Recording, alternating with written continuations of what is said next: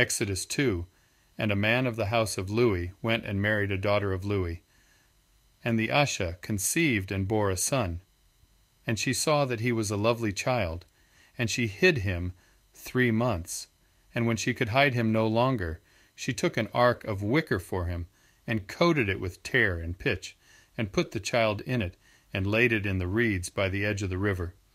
And his sister stood at a distance, to know what would be done to him. And the daughter of Pharaoh came down to wash herself at the river. And her young women were walking by the riverside. And when she saw the ark among the reeds, she sent her female servant to get it, and opened it, and saw the child, and see, the baby wept.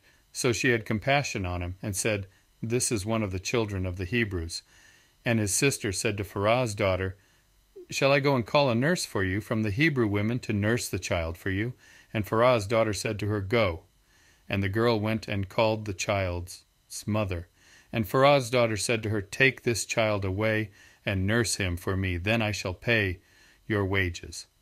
So the Asha took the child and nursed him. And the child grew, and she brought him to Pharaoh's daughter, and he became her son.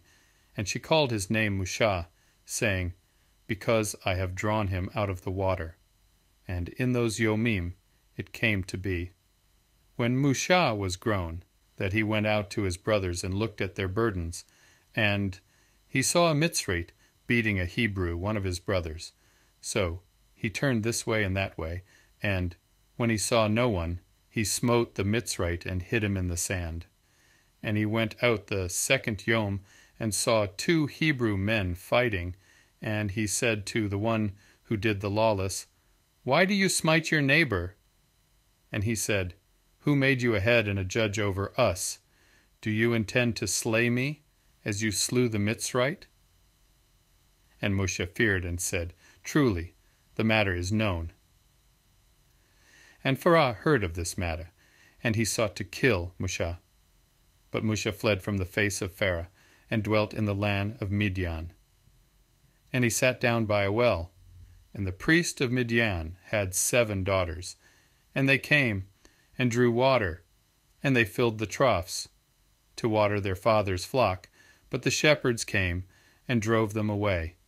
Then Moshe stood up and came to their rescue, and watered their flock. And they came to Reuel their father, and he said, How is it that you have come so soon today? And they said, A Mitzrite rescued us from the hand of the shepherds, and he also drew enough water for us, and watered the flock. And he said to his daughters, And where is he? Why did you leave the man? Call him, and let him eat bread.